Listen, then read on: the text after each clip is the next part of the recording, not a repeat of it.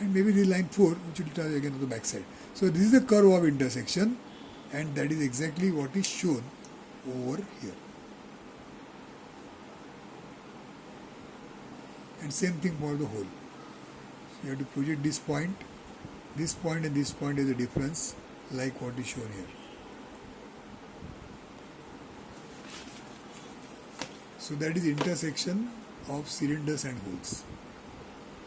This is hole, this is cylinder. Inside is hole, outside is cylinder. Then the sockets for bolt heads. Sometimes you have to hide the bolt heads because they are obstructing. So some space is created for accommodating the heads of the bolt. So some such shapes you will come across. For example, we have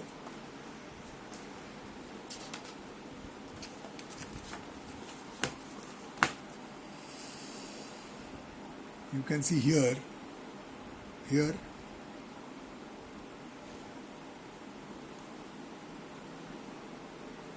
this is the shape. So the bolt head will remain here and the threading of the bolt will go from here. So threading will come out from here and the bolt head will remain inside in this here, in this slot. So this slot is this slot, and this semicircle is this hole. 12, 24. This is 12 and this is 24.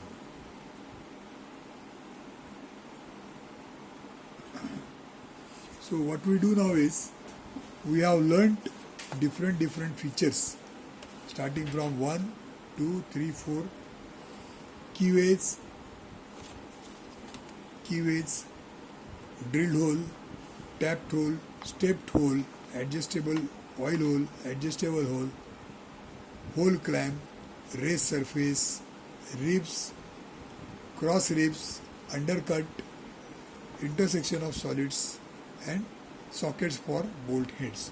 So these features normally, as we have just now discussed, these features are present in these figures. So when you start examining these figures, suppose you are asked to solve this problem. That means there is a problem, front view is given, top view is given, and then you are asked to draw the remaining views. That is called as a side view, etc., or sectional views. For drawing that, you have to understand this object.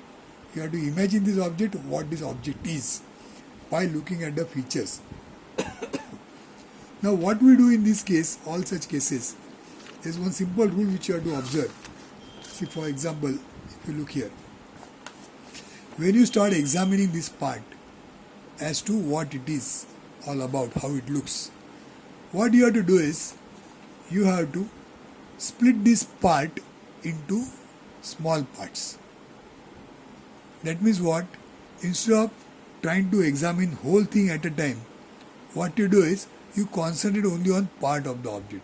So it is like saying that I am hiding this part, say like this.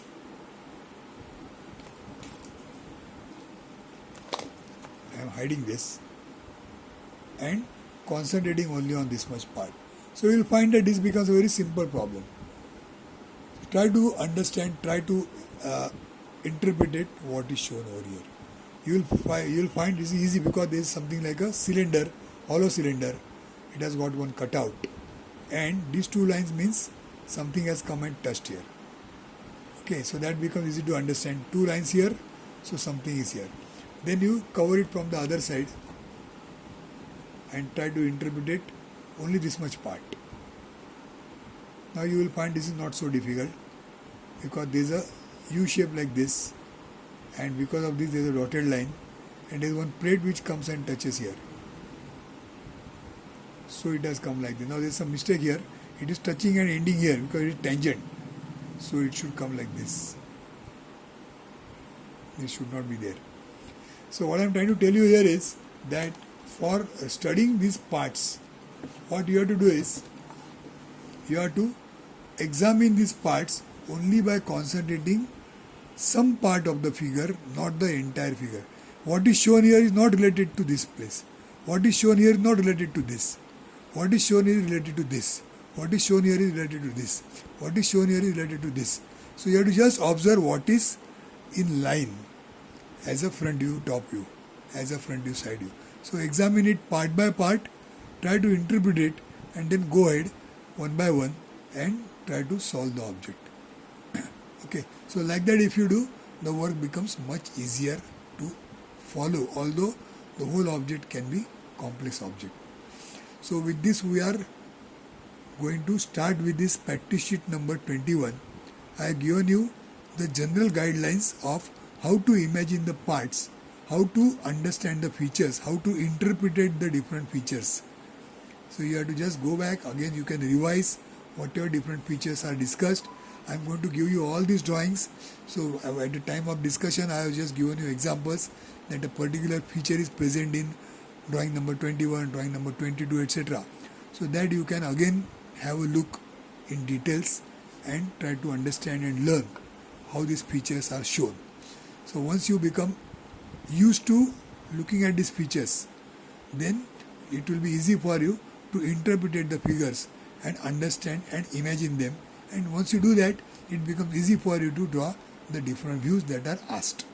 So what we do now is, for today's practice sheet, that is P21, we are going to solve the problems which are 9 and 10 and 11. So what you do is, you will be solving this problem, problem number 9. You can see front view is given, top view is given. What you have to do is, you have to draw this front view as a sectional front view, section AA. So this object is shown cut in the top view by section AA. So once you cut like this, what will be the changes in the front view? That is what you have to show as a sectional front view. Same thing, there is a top view which is a sectional top view. Section is taken from here as section BB. So you cut from here, look from top, that is called as section B. So once you do that, what is going to be the change here? So how this top view will look after you cut it from here, that is called as sectional top view, section BB. So some changes could be seen here. And then the next is the missing view, that is the right hand side view. That means this object, if you see from right, in this direction if you see, how it will be seen, that you have to draw on this side, that is called as a right hand side view drawn on the left side. So that is the missing view. So you have to draw 3 views for this particular object. 2 are sectional views and 1 is the missing view, after understanding how this object is made up of. So this is problem number 9. Similar to that, there is problem number 10, which is here.